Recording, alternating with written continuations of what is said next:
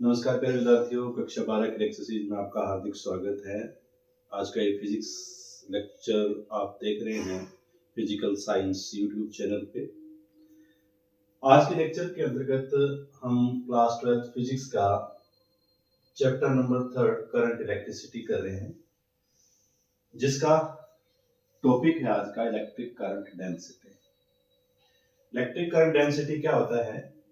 अगर किसी वायर का क्रॉस सेक्शन एरिया इस तरीके से रख दिया जाए कि इलेक्ट्रिक करंट और क्रॉस सेक्शन एरिया एक दूसरे के रहे परपेंडिकुलर, तब जितनी अमाउंट ऑफ इलेक्ट्रिक करंट पास होती है इस यूनिट क्रॉस सेक्शन एरिया से, उसी अमाउंट को क्या बोला जाता है?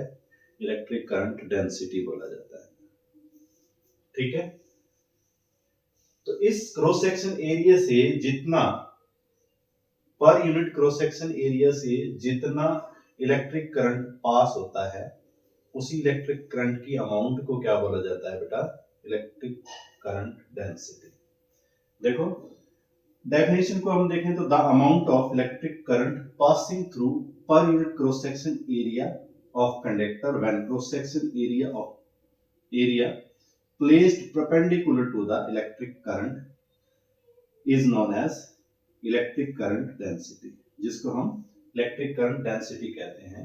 कि ये अगर यूनिट हो, मतलब 1 मीटर स्क्वायर हो, 1 मीटर स्क्वायर से जितना करंट पास हो रहा है उस करंट की अमाउंट को ही क्या बोलते हैं?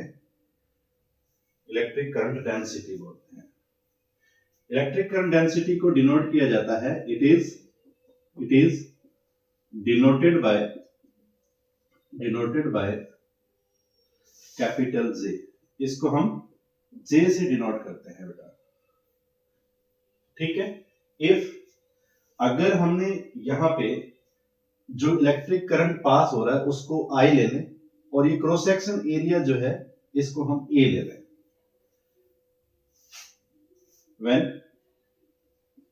when amount of current is I and cross section area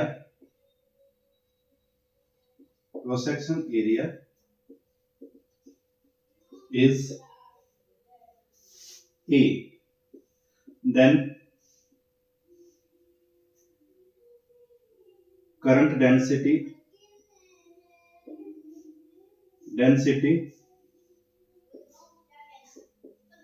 is written as, कैसे लिखा जा सकता है बेटा इसको?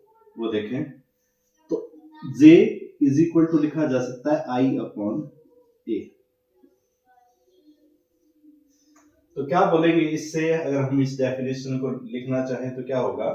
The amount of electric current pass through per unit area is known as electric current density. ठीक है, अब ये जो इलेक्ट्रिक करंट डेंसिटी है बेटा वेक्टर क्वांटिटी होती है। ठीक है, तो क्या लिखेंगे? स्टार बना के लिखेंगे बेटा, it is a vector quantity. ये क्या होती है? Vector quantity. अब अगर वेक्टर क्वांटिटी है तो उसमें डायरेक्शन होगी, और its direction is in the direction of electric current. Electric current की डायरेक्शन में ही इसकी डायरेक्शन होती है। ठीक है, इसके बाद में हम बात करते हैं इसकी यूनिट की। SI यूनिट ऑफ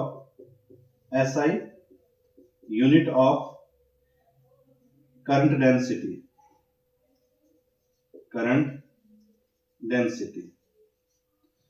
डेंसिटी की SI यूनिट क्या होती है भाई? तो अपने फॉर्मूले से देखें, फॉर्मूला हमारे पास आया था J is equal to I upon A. तो यहीं से देखें बेटा, J is equal to I upon A. अब आपको पता है I क्या है? करंट है, इलेक्ट्रिक करंट, जिसकी यूनिट क्या होती है भाई? एम्पियर होती है। ए से रिप्रेजेंट किया जाता है। और एरिया की जो यूनिट होती है बेटा वो होती है एरिया। ये क्या है? ए क्या है? एरिया है बेटा। इसकी यूनिट क्या हो जाएगी? Meter square. क्या हो जाएगी? Meter square. तो यहां से अगर हम ऐसा यूनिट लिखना चाहें तो इसकी क्या आ जाएगी? जे की ऐसा यूनिट हो जाएगी बेटा ampere per metre square. Ampere per metre square ऐसा यूनिट ऑफ करंट डेंसिटी। ऐसा यूनिट ऑफ करंट डेंसिटी क्या है? Ampere per metre square. इसके बाद में हम बात करते हैं इसकी डायमेंशन की। डायमेंशन क्या होती है भाई? मैं इरेज कर देता हूं एक बार, फिर अपन लिखते हैं इसकी dimension.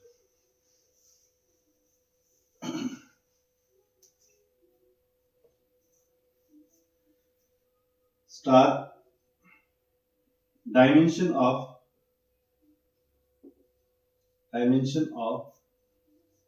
Current density. Current density, current density की डायमेंशन क्या होती है भाई? हम वही बात है कि इसी फॉर्मूले का यूज करेंगे। हमें पता है कि J इज इक्वल टू होता है बेटा I अपॉन A। I की डायमेंशन क्या होती है? A1 और A की एरिया की डायमेंशन क्या होती है? L2। तो यहीं से हमें मिल जाएगी dimension of J vector. J is क्या लिखेंगे भाई? M0 L2 T0 A1। ये डायमेंशन हो जाएगी इलेक्ट्रिक करंट की।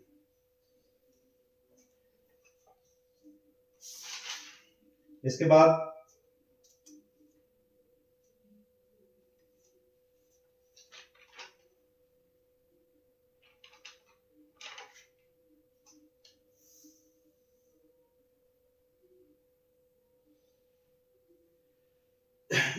हम और आगे चलते हैं और बात करते हैं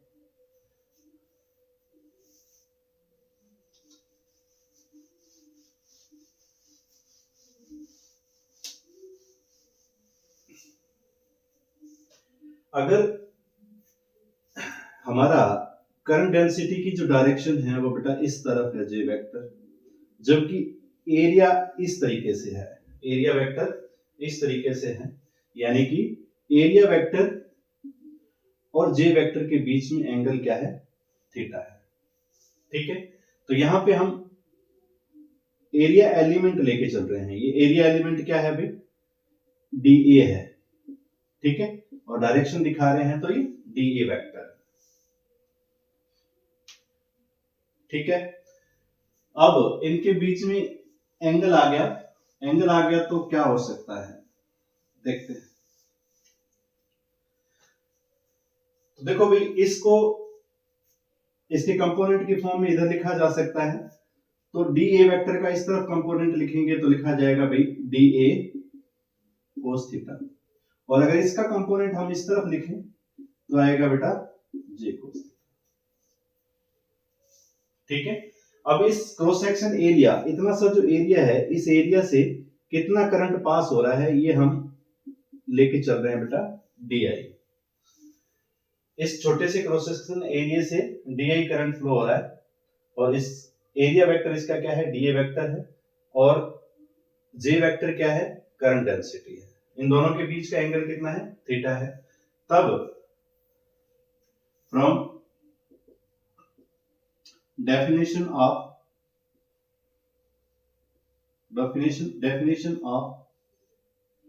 current density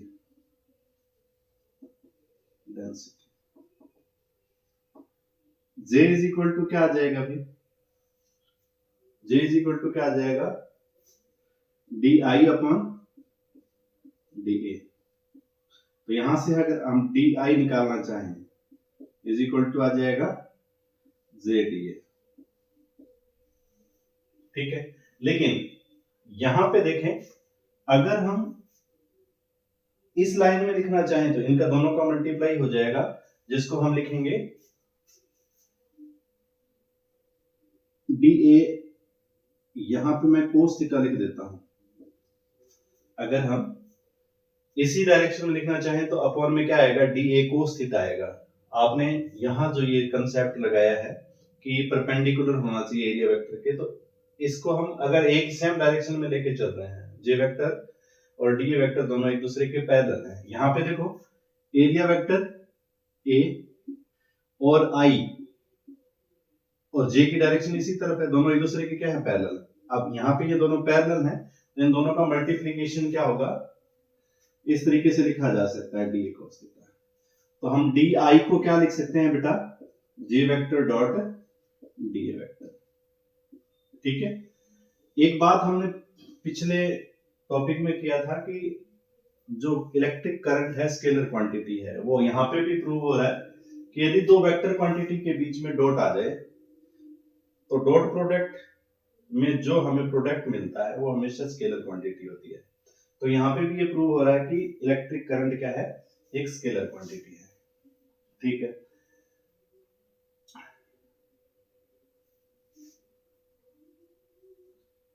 Hence, electric current is a scalar quantity। अब आपको बता दिया क्यों स्केलर क्वांटिटी है, क्योंकि दो वेक्टर्स के प्रोडक्ट में अगर उसका डॉट प्रोडक्ट होता है तो जो मल्टीप्लिकेशन आता है वो अमाउंट हमेशा स्केलर क्वांटिटी होती है, उसमें सिर्फ मैग्नीट्यूड होता है, डायरेक्शन नहीं होती है। इस क्वेश्चन को हम आगे भी करेंगे।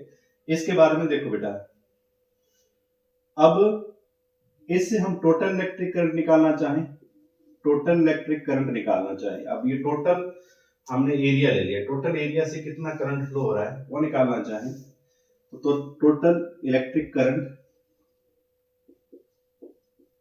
करंट क्या आ जाएगा भाई, D I is equal to, इसका हम इंटीग्रेशन कर देंगे बेटा, इससे आ जाएगा आई, डी आई का क्या कर देंगे हम, इंटीग्रेशन कर देंगे, हमें मिलेगा जे वेक्टर डॉट डी वेक्टर, ये मिल जाएगा। ठीक है। इसके बाद में हम इस पे स्पेशल केस करते हैं, स्पेशल केस क्या होंगे वो देखते हैं अभी।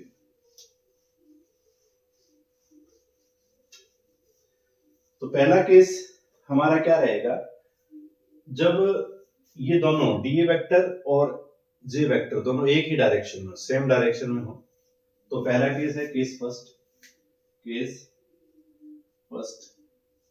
When J vector is parallel to D A vector. इस कंडीशन में थीटा की वैल्यू क्या आ जाएगी भाई, 0 डिग्री। ये दोनों अगर सेम ही डायरेक्शन में हो जाएंगे, ये इस डायरेक्शन में था, ये इस डायरेक्शन में था, ये दोनों सेम डायरेक्शन में हो जाएंगे तो एंगल थीटा की वैल्यू क्या आ जाएगी, 0 डिग्री। और इस कंडीशन में आई की वैल्यू क्या आएगी बेटा, integration J vector dot D vector, I is equal to integration J D A, साथ में क्या आ जाएगा बेटा, कोस थीटा, साथ में क्या आ जाएगा, कोस थीटा। अब यहां पे हम थीटा की वैल्यू 0 पुट कर देते हैं, I is equal to integration J D A cos 0 degree. अब अपने को पता है कोस 0 डिग्री की वैल्यू जो होती है वो 1 होती है, कोस 0 डिग्री की वैल्यू क्या होती है, 1 होती है।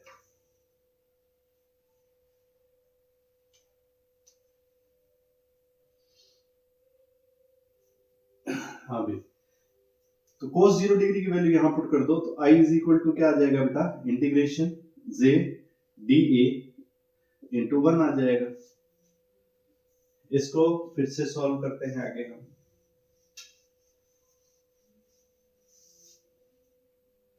तो i इज इक्वल टू हमें मिल गया बेटा जे इंटीग्रेशन डी ए, और इसको हम इंटीग्रेट कर देते हैं तो i इज इक्वल टू आ जाएगा J into A, because integration of d A is equal to A, यानी कि इसका हम इंटीग्रेशन कर देते हैं तो ये टोटल जो एरिया है ए आ जाता है, टोटल एरिया हमें क्या मिल जाता है, ए मिल जाता है। तो यहां से हम वापस उसी फॉर्मूले को डिराइव कर लेते हैं, J is equal to I upon A आ जाता है। ठीक है। अब ये किसके लिए है, जब एरिया वेक्टर और जे वेक्टर एक दूसरे के पैरेलल हो। एरिया तो परपेंडिकुलर है करंट के, लेकिन एरिया वेक्टर हमेशा परपेंडिकुलर होता है खुद के। जैसे ये हमारे पास व्हाइट बोर्ड है, इस व्हाइट बोर्ड का एरिया वेक्टर हमेशा इसके परपेंडिकुलर होता है। अब इसी डायरेक्शन में इलेक्ट्रिक करंट की डायरेक्शन है, तो दोनों सेम डायरेक्शन में, अब सेम डायरेक्शन में है तो एक दूसरे के पैरेलल है। इसी तरीके से case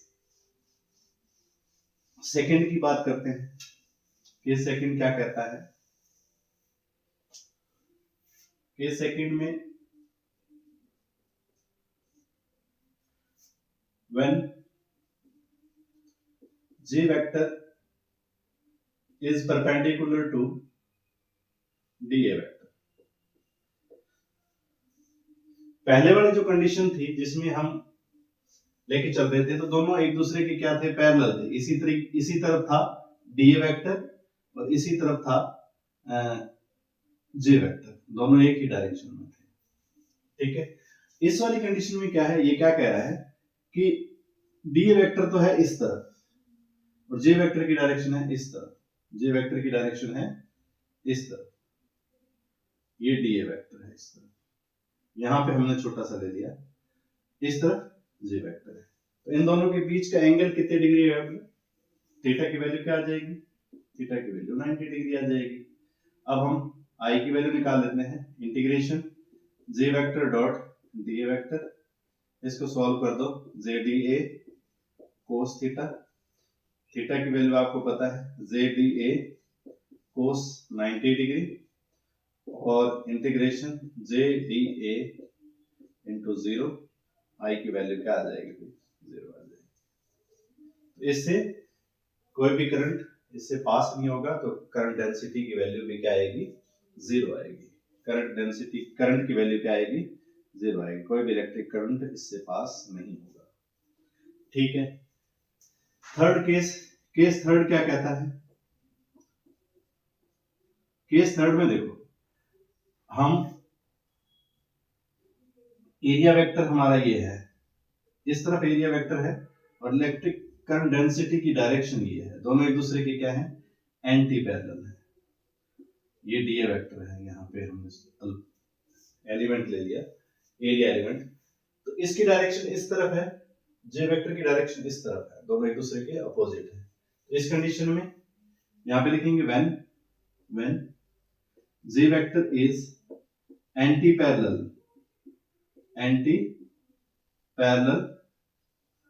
to DA vector, then इस कंडीशन में क्या होगा?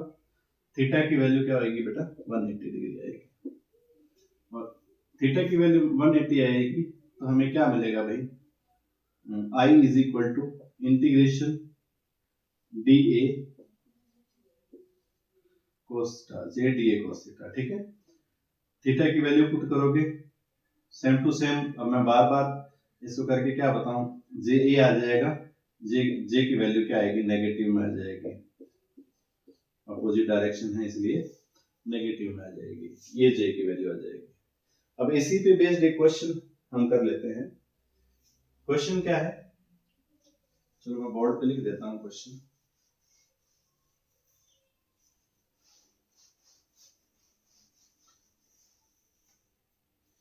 क्वेश्चन है कि हमें गिवन है बेटा, A की वैल्यू दे रखी है 0.0001 मीटर स्क्वायर, ठीक है, और I की वैल्यू दे रखी है 0.003 एम्पियर। तो अब ये क्या कहता है कि J की वैल्यू फाइंड करो। J की वैल्यू क्या होगी? तो आपको सिंपल सा फॉर्मूला लगाना है, J is equal to I upon A। J is equal to I की वैल्यू है 0.003 अपॉन 0.0001। ठीक है, तो हम क्या करेंगे? इसको हटाएंगे तो 4 जीरो आ जाएगी बेटा 1 के बाद में, और इधर क्या आ जाएगा बेटा? 3 जीरो आ जाएगी। इससे ये कैंसिल हो गया, हमारे पास J की वैल्यू आ गई बेटा 30 एम्पियर पर मीटर स्क्वायर, ये जे की वैल्यू आ जाएगी। करंट डेंसिटी की वैल्यू आ जाएगी 30 एम्पियर पर मीटर स्क्वायर। ये क्वेश्चन है। दूसरा क्वेश्चन, एक और क्वेश्चन है, ये क्वेश्चन फर्स्ट है।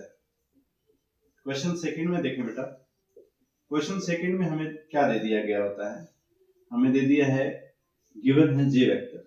क्या गिवन है बेटा, जे वेक्टर की वैल्यू है 2i cap plus 3j cap plus 4k cap, ऐसा दे दिया।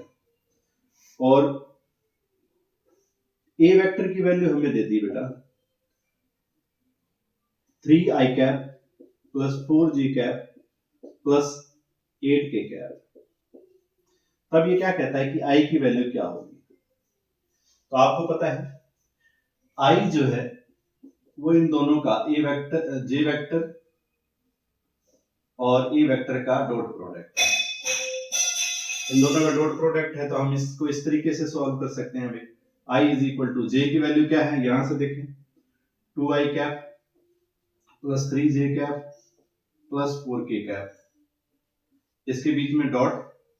इसके बाद में इसकी वैल्यू क्या है, ए वेक्टर की 3i कैप क्या आएगी, 3i cap plus 4j cap plus 8k cap. ये हमें वैल्यू दे रखी है, कुछ नहीं, क्वेश्चन से वैल्यू वहां लिखी है। अब अगर डॉट प्रोडक्ट होता है तो आपको पता है मल्टीप्लाई हो जाता है आई कैप वालों का बाकी जीरो हो जाता है। तो 2 3 जा 6 आ जाएगा प्लस 3 4 जा 12 आ जाएगा प्लस 4 8 जा 32 आ जाएगा। इन सबको ऐड कर दो तो क्या आ जाएगा 18 प्लस 32 50 एम्पियर आ जाएगा। इलेक्ट्रिक करंट की वैल्यू क्या आ जाएगी 50 एम्पियर। अब आपके लिए क्वेश्चन है, अगर हमें दे रखा है जे वेक्टर की वैल्यू दे रखी है 2i cap plus 4j cap plus 3k cap, और ए वेक्टर की वैल्यू दे रखी है बेटा 5i cap plus 2j cap plus 5k cap. तो आपको i की वैल्यू निकाल के कमेंट में लिखना है क्या आएगा।